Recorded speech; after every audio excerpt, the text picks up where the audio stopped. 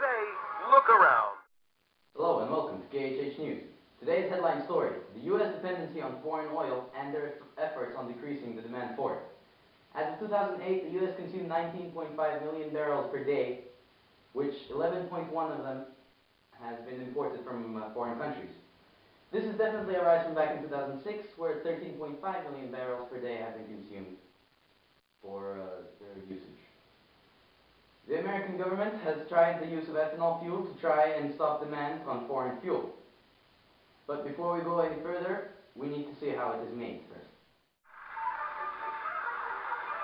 How ethanol is made. Ethanol can come from things that grow.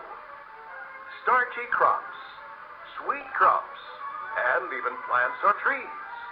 It's a process that starts by grinding the feedstock into small particles and pulverizing the starch into a fine powder. Now, add water, and you have a nice mash going. Add a special enzyme, and the starch breaks down into teensy-tiny little particles. Crank up the heat, and the starch breaks down even more. Cool. No, really. Cool the mash before adding a second enzyme. This one helps to convert the liquid starch to a sugar, or dextrose, as we science types call it, synchronize. For the next 48 hours, we're mixing mash and yeast. See this fermented mash? It contains about 10% ethanol. But which 10%? To extract that ethanol, crank up the heat again and watch the ethanol vaporize. Then cool, then condense into this splish-splash liquid form. And what's left is ethanol, about 200 proof. Add a small amount of gasoline, from 2 to 5%. It's better for your environment because it's a renewable fuel that greatly reduces harmful tailpipe emissions. And to think, it all started with corn. The source is clearly biased as it needs more fuel to create ethanol from agricultural biomass. It has been scientifically proven that corn uses 29% more fuel to create ethanol. Switchgrass uses 45%, and wood biomass uses 57% more. Also, all these fields need to be fertilized in some way. The fertilization comes from chemical enzymes, which is used, of course, on the plant. Another thing is pesticides, which need to be taken care of, which are taken in by planes, which also use fuel.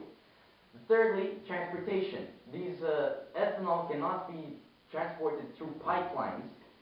And lastly, 34% less energy is produced when burning ethanol than when burning fossil fuels.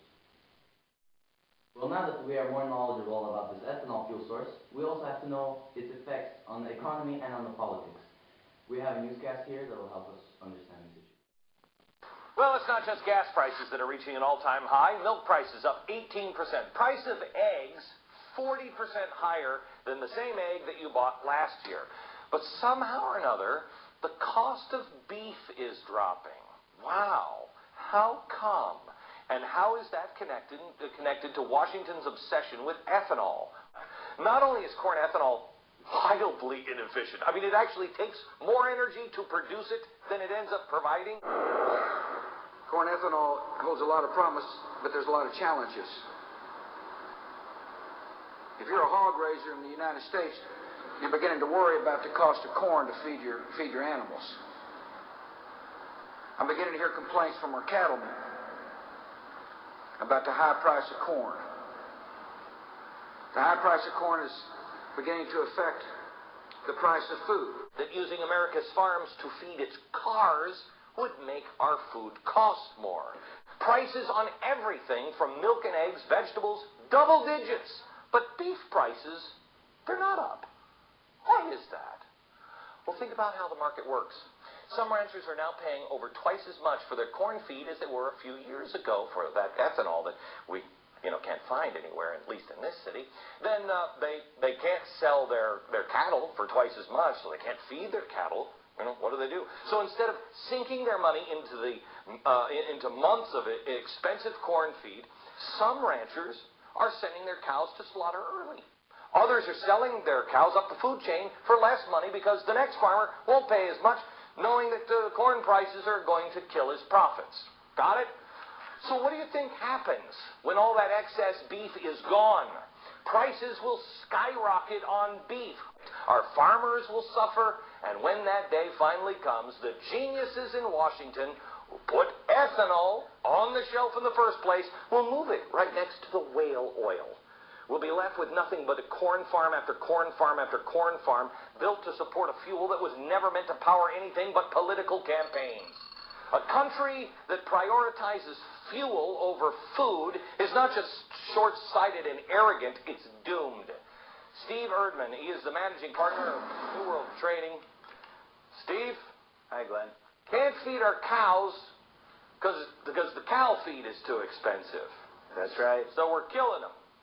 That's what they're doing. That doesn't seem like smart long-term thinking here. It isn't. It's going to be, it's going to come to bear in about probably 12 to 14 months, and the futures market's reflecting it. Okay, we've got a couple of problems. It's not just ethanol. It's been bad for farming, bad crops all around the world. I don't know. Please verify this. I read that America, the world's breadbasket, is actually going to have to import wheat for the first time in our history. There is a critical shortage in the world of coarse grain stocks in general, but the price of soft red winter wheat went up to $25 about 2 weeks ago. There's certain segments of the wheat market that are just going nuts. Okay, so we've got bad crops around the world. Now we're burning our food for ethanol, but it's going to get much, much worse because how many ethanol plants are we now building? I think in 2006 they had over 75 new plants. The margins for ethanol aren't as attractive as they were about a year ago, so that ethanol expansion has slowed. But we're going to grind probably 4.1 billion bushels of corn this year for ethanol production. And real quick, beans, rice, cotton. I mean, let's look at the price of our cotton clothes. Cotton is going up as well because everybody's fighting for acreage now, right? There's not enough acreage for all of this. Absolutely. The only way the government can do anything to address it would be to release the conservation reserve acres that... no. And I agree. No, we wouldn't do that. Steve, thank you. Clearly, ethanol is not the best choice for fuel change. Another way this could be done is by reducing the need for fossil fuels, instead using renewable resources like wind, solar, and hydroelectricity to help provide energy for our electrical usage.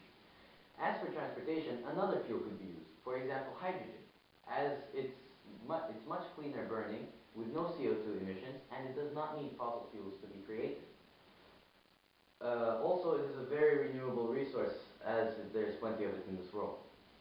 But everything comes with bad news. The fuel cells are very expensive to make and also at high maintenance, so barely anyone will buy this material. Also, hydrogen is very flammable gas.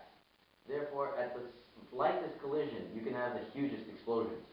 So until our technology can advance to the point that we can use newer, better fuels, there is really no way to stop our fuel dependency for today. Not just in America, but also in the whole world. Thank you for listening to KHH News. Have a nice night.